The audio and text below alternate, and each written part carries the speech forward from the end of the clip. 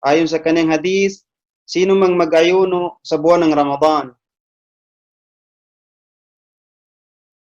ng may pananampalataya at paghahangad ng gantimpala kay Allah subhanahu wa ta'ala ay patatawarin sa kanya o patatawarin sa kanya ang kanyang mga kasalanan.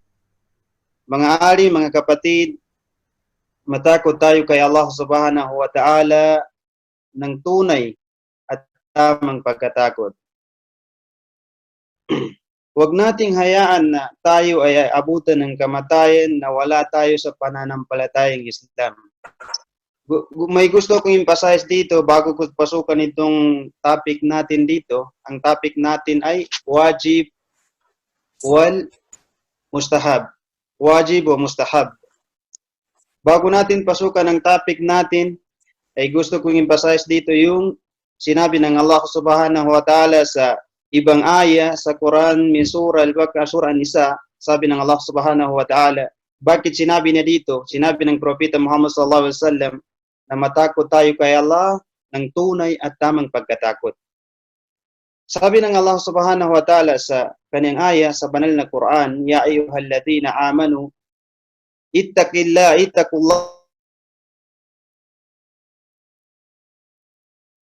hanggat ang ating makakaya Allah subhanahu wa ta'ala na matakot tayo sa kanya ng totoong pagkatakot at tamang pagkatakot. Bakit ninasabi ito? Sa aya na ito, bawat sa ating kung nakakabingi lang ang aya ay pwede tayong nabingina. Pwedeng may isa sa atin na nabingina ng aya na ito kasi halos oras-oras, araw-araw ay naririnig na natin ito. Especially sa lugar natin sa Bangsamoro, every Friday, lahat ng mga ulama natin, mga ustaz natin ay binabanggit nila itong aya na ito. Ya ayyuhalladhina amanu ittaqullaha katukati wala tamutunna illa wa antum muslimun. O kayong mga mananampalataya, naniniwala kay Allah, matakot kayo kay Allah ng totoong pagkatakot. Ang gusto kong emphasize dito itong hak. Bakit sinabi ng Allah? Ang hak dito ay ta'kid, sinigurado ng Allah na totoong pagkatakot.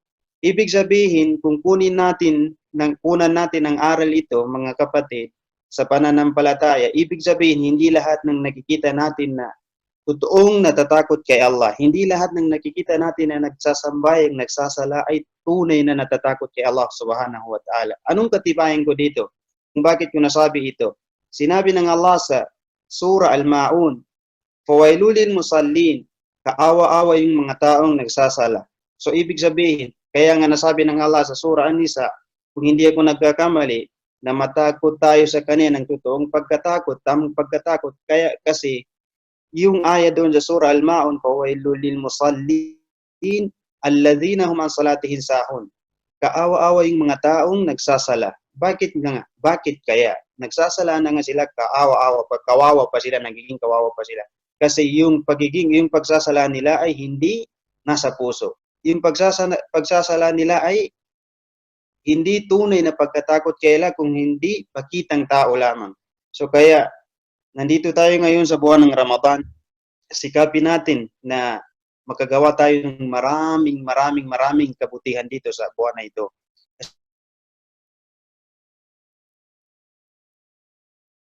Kasi ito yung atin, ibigay biyaya dito sa buwan na ito. So dapat natin samantalahin ito, makagawa tayo ng napakaraming mabuti sa buwan na ito. Hindi natin alam sa susunod na Ramadan ay abutan pa natin. So, huwag nating hayaan na tayo abutan ng kamatayan, mga kapatid, mga ali, mga kaka sa kaalaman ng palataya sa Islam. Tingnan natin ang ating mga gawain. Buwan man ng Ramadan o hindi, ating ihaharap sa Allah kay Allah subhanahu wa ta'ala. Sa araw na walang pag-alinlangan, matakot tayo kay Allah at sundin natin ang lahat ng kanyang kautusan. Sundin natin ang lahat ng kanyang kautusan. Matakot tayo kay Allah. Iwasan natin ang lahat ng kanyang ipinagbawal sa atin. Ihanda natin ang ating mga sarili sa araw ng ating pagharap kay Allah subhanahu wa ta'ala o araw ng ating pag-uwi sa Kanya. Isipin natin, bukas makalawa ay haharap tayo kay Allah subhanahu wa ta'ala. Hindi yun problema sa atin. Alam natin sa ating mga sarili na lahat tayo ay uuwi sa Kanya. Pero ang problema, nakakatakot ay uwi tayo sa Kanya nang walang dalang mabuting gawain. So, Allah subhanahu wa ta'ala, sinabi niya sa banal na Quran, ang aya na ito, pasukan na natin, ang aya na sinabi ng Allah subhanahu wa ta'ala, Surat Al-Baqarah, Ya ayyuhalladhina amanu, kutiba alaykumus siyam, kama kutiba alal ladhina min qablikum, la'allakum tattaqun.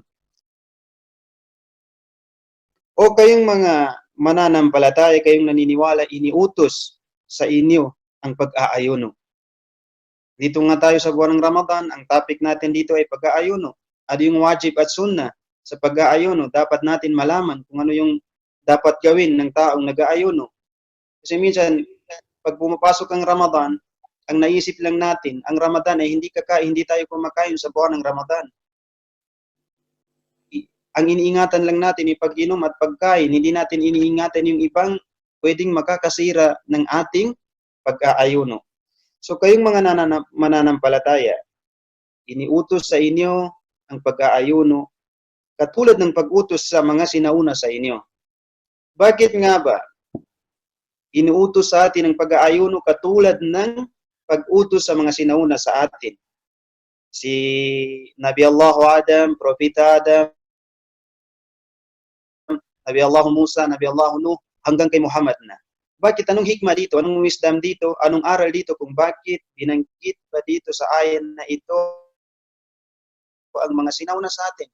Bakit? Anong hikmah dito? Anong wisdom dito ng Allah subhanahu wa ta'ala kung bakit binanggit pa yung mga sinauna sa atin na pwede naman kung ating pag-aralan, ating iisipin na pwede naman siguro natin maintindihan kung kahit hindi nabanggit yung sinauna sa atin. Ang hikmah ng Allah subhanahu wa ta'ala dito, kung bakit binanggit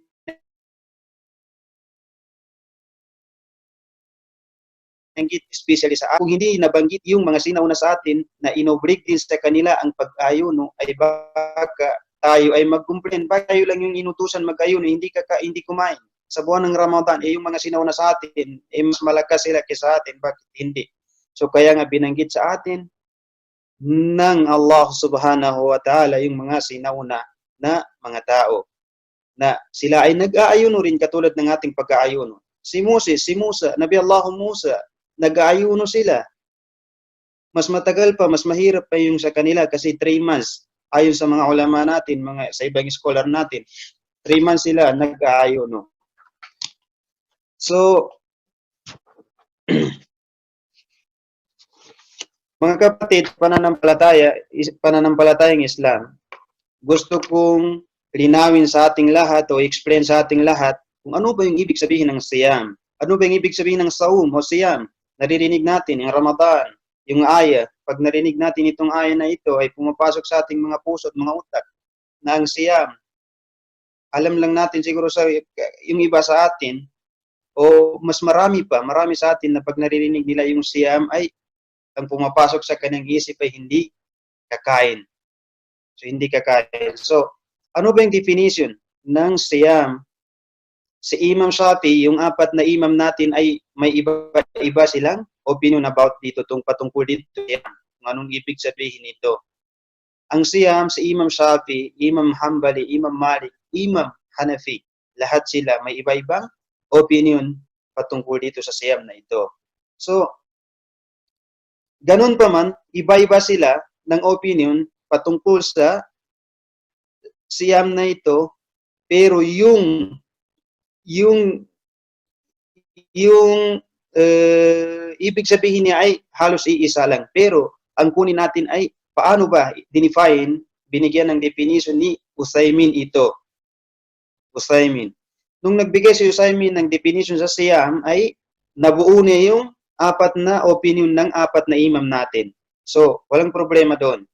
Ang siyam, ibig sabihin ng siyam ay al-imtina'u an shay' muayyan sawa'an kana fi'lin wa qawlan. Fi'lin wa qawlan. Fi istilahan bi annahu ta'abbudu lillahi ta'ala bi imtina'i anil jami'il muftirat min at-tulu'il fajri ila ghurubiha, ila ghurubi syams.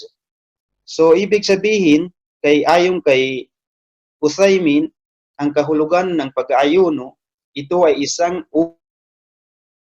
uri ng ibada. Ang siyam, ibig sabihin ng siyam, para malaman natin,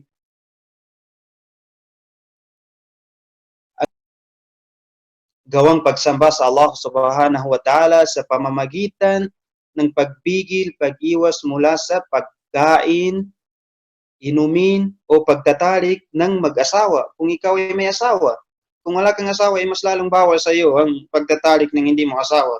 Subhanallah. So yun ang ibig sabihin kay Uthaymin, yun ang binigay ng definition sa siyam. Pag-fasting, pag-ayuno. Sa pagsamba, isang uri ng ibada, gawang pagsamba sa Allah subhanahu wa ta'ala sa pamamagitan ng pagpigil sa pag-iwas mula sa pagkain, inumin, pagkikipagtalik at sa iba pang nakakasira nito. Nakakasira ng pag-aayuno sa pagsapit ng Fajr. Pagkatapos ng Fajr ito, sa madaling araw, ito ay pagdawag ng bang o adhan sa subo. Pagkatapos ng adhan sa subo, hindi ka na pwedeng, kung yung asawa mo, kahit halal pa sa'yo yan, hindi mo pwedeng lapitan. Yun ang ibig sabihin ng siyam. Yung pagkain mo, kahit halal sa'yo yan, haram sa'yo na kainin mo yan sa araw ng Ramadan. Hanggang anong oras ito? Hanggang sa paglubog nito. Ito ang oras ng pagtawag ng adhan sa oras ng Maghrib. Pagtawag ng adhan ng Maghrib. So, pagtawag ng adhan sa Maghrib, pwede na tayo yung asawa natin, pagkain natin, halal sa atin, inihalal ulit sa atin ng Allah subhanahu wa ta'ala. Mga ari, mga kakasap, kaalaman, alam natin ang buwan ng Ramadan ay ikasiyam na buwan sa kalendar, Hijri kalendar ng Propeta Muhammad sallallahu alaihi wasallam, simula nung naitala ito ng Propeta Muhammad sallallahu alaihi wasallam, ikasiyam ito na buwan sa Hijri. Hindi miladi. Ang miladi itong secular. Ang Hijri ay kapanahonan pa ng Propeta Muhammad sallallahu alaihi wasallam. Ang buwan ng Ramadan ay isang pinakamalaking biyaya sa ating mga Muslim. Iba sa mga scholar natin, ang iba sa mga ulama natin, ay kanilang sinabi, ang buwan ng Ramadan ay buwan ng Allah subhanahu wa ta'ala. Hindi ibig sabihin ng ibang buwan ay hindi kay Allah. Pero ito ang buwan na ito, ang buwan ng Ramadan ay special lamang ito kay Allah subhanahu wa ta'ala na buwan. Ito ay special sa kanya dahil naiulat sa Hadith al-Qudus. Mga kapatid, itong Hadith al-Qudus, pag narinig natin itong Hadith al-Qudus, ito ay salita mismo ng Allah subhanahu wa ta'ala. Hadith al-Qudus. Pag narinig natin Qudus ay salita ng Allah subhanahu wa ta'ala, pero hindi na nailagay sa Quran. Hindi na naisulat sa Quran. Pero direct niyang sinabi ito. Kaya nga sinabing Hadith al-Qudus. Magkaiba yung Hadith ni Propeta Muhammad sallallahu alaihi wasallam, pati Hadith al-Qudus. Pag normal na hadith lang ay hadith ng Propeta Muhammad sallallahu alaihi wasallam. Automatic itong Hadith al-Qudus na napakalakas na hadith ito. Hindi daif, hindi hasan, hindi qawi. Napakalakas na hadith ito. Sinabi ng Allah subhanahu wa ta'ala, kullu amalu ibnu Adam lahu ila as-sawm, fa innahu li wa ana ajziya bih. At sa pinakamalapit nitong kahulugan ay lahat ng gawa o ibada ng anak ni Adan ay aking pinagkatiwala. Sabi ng Allah subhanahu wa ta'ala, lahat ng ibada o gawa ng anak ni Adan o aking alipin ay aking pinagkatiwala sa aking nilikha. Halimbawa, ang sala natin ay pinagkatiwala ng Allah subhanahu wa ta'ala. May isang malaika na nagbabantay sa ating pagsasala. Siyang nag-release na ng ating sala. Pagsadaka natin, may pinagkatiwala ng Allah subhanahu wa ta'ala na nagbabantay ng sadaka natin. O anong klaseng gawang mabuti ang iyong ginagawa ay may pinagkatiwala ng Allah subhanahu wa ta'ala na malaika na nagbabantay sa atin dyan. Maliban, sabi ng Allah subhanahu wa ta'ala, sa kanyang pag-aayuno. Kasi sabi ng Allah subhanahu wa ta'ala, ako mismo ang nagbabantay sa taong yan. Taong nag-aayuno Ako mismo ang nagbabantay sa kanya hanggang sa ako mismo ang pupunta sa kanyang timbangan sa iyong al-qiyamah. Pagtimbangin na ang gawa natin, masama man o mabuti, Allah subhanahu wa ta'ala ay siyang pupunta sa ating timbangan yung gawa nating mabuti. Siya yung, kumbaga sa atin, siyang uupo sa timbangan natin na mabuti. So, wa ana agiziyabi, sabi ng Allah, ako yung kaniyang gantimpala. Sabi na, ako mismo ang kaniyang gantimpala, sabi ng Allah. So, ganun kahalaga, ganun kaimportante, kahalaga ang Ramadan sa atin, mga kapatid, mga kakas sa kaalaman. Itong siyam, itong pag-aayuno, itong ibada na ito ay sabi pa ng ating mga ulama ay ito yung tinatawag na ibada as-sirriya, pagsamba na sikreto. Bakit nga natawag itong pagsamba na sikreto? Kasi itong Ramadan, ang sala natin ay hindi matatawag na ibada sirriya, pagsamba na sikreto. Kasi pag nagsala ka, nakikita ka ng kasama mo, nagsadaka ka, nakikita ka ng binigyan mo ng sadaka, alam nila nagsadaka ka, so hindi na yung sikreto. Nagbigay ka ng zaka. So yung binigyan mo ng zaka, alam nila nagbigay ka ng zaka, so hindi na yung sikreto. Hindi na yung sikreto kasi may nakaalam na eh. Maliban sa pag-ayuno natin kasi ito yung sikreto natin. Sikreto natin sa Allah. So, ito yung ibada na sikreto, pagsamba na sikreto, kasi hindi alam ng ating mga kasama na tayo ay bakit nga nasabing sikreto? Magkaiba ng sala o anong klaseng bagay na ibada ang iyong ginagawa. Kasi ang pag-ayuno ay isang sikreto na ibada. Kasi, halimbawa, yung mga kasama, nag-aayuno sila, ikaw hindi ka nag-ayuno, papasok ka lang sa iyong kwarto, ay ikaw ay kumain, marami kang inihanda na pagkain, oras-oras kumakain ka, tapos lalabas ka sa iyong mga kasama, at nagutom-gutuman ka, sabi mo, gutom ako masyado kasi nag-ayuno ako. So, malay ba ng mga kasama mo na kumain ka pala sa loob ng iyong kwarto kasi hindi ka nag-ayuno. So, kaya nga sikreto ito, kaya nga hindi pinagkatiwala ng Allah subhanahu wa ta'ala. Siya mismo ang nagbabantay sa atin. Subhanallah. Napakalaking biyaya sa atin ito. Napakalaking biyaya. So, iba pa dito, ang buwan na ito, kasi nga, 30 minutes lang itong oras natin, ang buwan na ito ay buwan ng Quran. Buwan ng Quran. Dito na talaga ang Quran. Ayon sa sinabi ng Allah subhanahu wa ta'ala sa banal na Quran, buwan ng Ramadan nang ipinahayag ang Quran, ito ay nagsisilbing patnubay para sa sangkatauhan at bilang mga malinaw na katibayan na patnubay at pamantayan sa pagitan ng tama at mali. Kaya sino man sa inyo ang nakatanaw o sino sa inyo ang naabutan niya ang Ramadan ay nararapat sa kanya ang pag-aayon. So mga kapatid sa pananampalataya, dito tayo ngayon sa ano yung wajib. Inshallah, sana kaya natin ito. Ano ba yung wajib, mga adab na dapat gawin ng taong nag-aayuno? Dapat itong mga wajib na ito, shortcut lang natin pa tatalakayin ito, dapat magawa ng taong nag-aayuno ito. Kasi pag hindi niya nagawa, kahit gaano pagkalaki yung gantimpala ng iyong pag-ayuno, ay hindi mo makakamit kapag ikaw ay hindi mo ginawa ito. Kapag iniwan mo itong mga gawa na ito. So ano nga ba ito? Unang-una, dito, ay yakuma saimu bima awjaba Allahu alayhi min al-ibadat. Ang una-una ay may sagawa ng taong nag-aayuno ang lahat ng iniutos ng Allah na iniwajib ng Allah sa kanya. Ano yung mga wajib na doon? Ano yung mga wajib? Kabilang na doon ang sala al-mafruda. Ano yung sala al-mafruda, mga kapatid? Ang salatul mafruda ay ito yung 5 beses na sala sa isang araw. Sala al-mafruda, duhur, asar, maghrib, isha, fajr, yun yung sala al-mafruda. Hindi mo pwedeng iwan ng isa dyan. Dapat may sagawa ng taong nag-aayuno kasi kahit gaano ka pa nag-aayuno ng maayos, lahat iniiwasan mo, hindi mo nilapitan ng asawa mo, hindi ka kumain, lahat, perfect yung pag-ayuno mo, pero ito yung hindi mo na perfect, ito yung iniwan mo, itong mafruda na ito ay magiging walang saysay ang yung pag-ayuno. Hindi mo makamit itong gantimpala nito na Allah mismo ang pupunta sa iyong timbangan. Kung iniiwan mo ito, iiwan mo itong mafruda na ito, itong farado na ito. Kabilang dito yung sala al-mafruda. Ang mafruda ay pangalawang haligi ng Islam. Itong sala natin, ang sala ay pangalawang haligi ng Islam. Bago ang shahadatain. Ang una-unang haligi ng Islam ay shahadatain.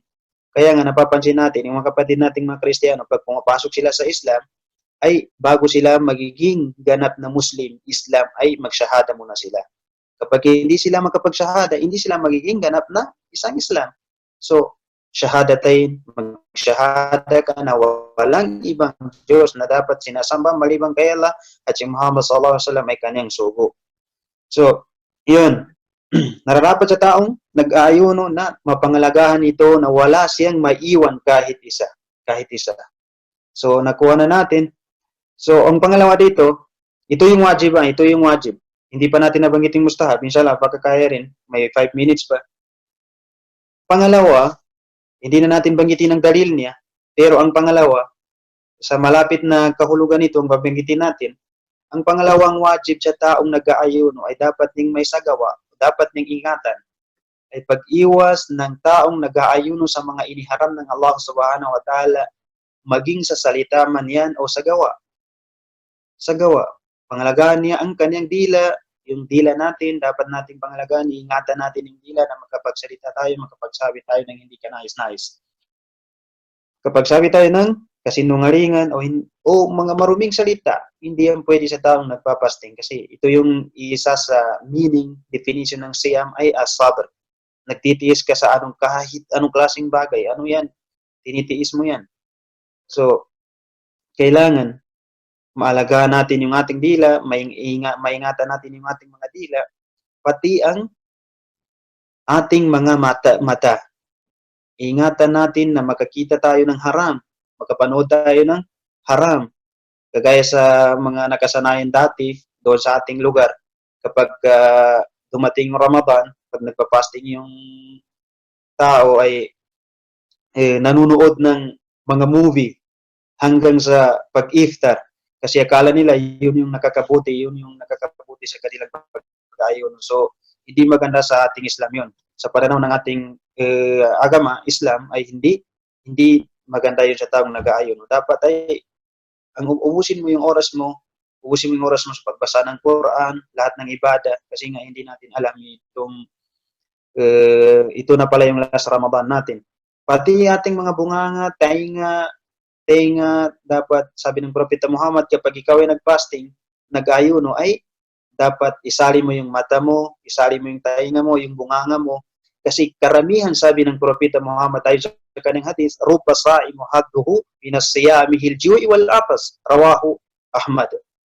Karamihan, may mga taong nagpa-fasting, sabi ng Propeta Muhammad SAW, may mga taong nag-aayuno, ay wala silang napapala kung hindi gutom at uhaw lang. Bakit?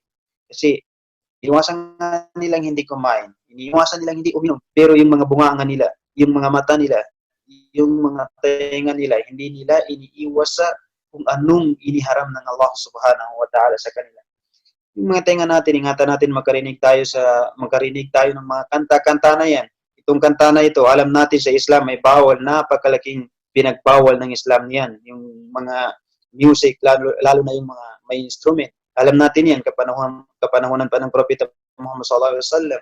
Kasi nga, kaya pinagbawal ng Islam, ang instrument, yung mga music, pakikinig ng music. Kasi tinuturuan tayo na makagawa ng masama. Tinuturuan tayong gumawa ng masama.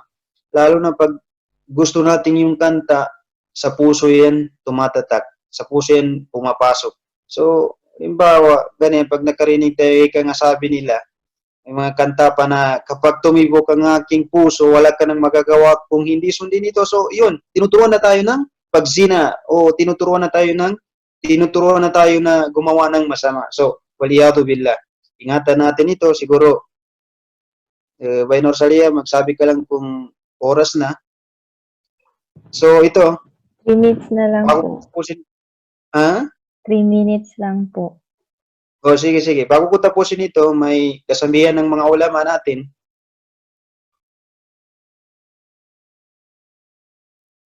Makatabao Fakam min ru'usin zawjaha wa qad akhadha sarwahu min fi lailatul qadr wa kam min shakinin inda sabahi li fakrihi faqad sakana fi dhulmatil qabr wa kam min ru'usi zina hadhihi zawjaha wa qad akhadha sarwahu fi lailatul qadr. May mga tao, sabi ng mga ulama, pagsapit ng umaga ay nasa bahay pa nila. Nag-i-enjoy sila, nagsasaya sila kasamang kanyang anak, kasamang kanyang pamilya. Pero sa oras ng kanilang pagsasaya, kasamang pamilya, hindi pumapasok sa kanilang isipan, ng kamatayan pala ay paakyat na sa kanilang bahay. At isa sa kanila ay pagsapit ng gabi, ay nasa kanilang libingan na dahil pinatay na sila ng Allah subhanahu wa ta'ala. May mga tao, may mag-asawa, sabi ng mga ulama, sa kasabihan ng mga ulama, itong Ramadan na ito ay nag-sweet-sweet pa sila. Nagsasaya pa sila. Si Mr. sinusubuan si Mrs. Si Mrs. sinusubuan si Mr. Pero, kasi dahil nga, sobra silang nagmahalan, pero sa pagitan, sa gitna ng kanilang pagmamahalan, ay hindi pumasok sa kanilang isipan na isa sa kanila o dalawa na sila ng lahat ay maisali na pala yung pangalan nila sa pagbaba ng Lailatul Qadr, kasi alam natin pagbaba ng Lailatul Qadr, kukunin nila yung lahat ng pangalan na hindi na aabot sa susunod na Ramadan, kukunin nila yung kung sino yung pangalan na itong taon na ito ay magiging mayaman, itong taon na ito ay makapag-asawa, itong taon na ito ay makagraduate o anuman. So ito inshallah, sana po ay itong topic natin ay makuha na natin ang aral at ma-implement natin sa ating mga sarili. Inshallah, hanggang dito na lang siguro.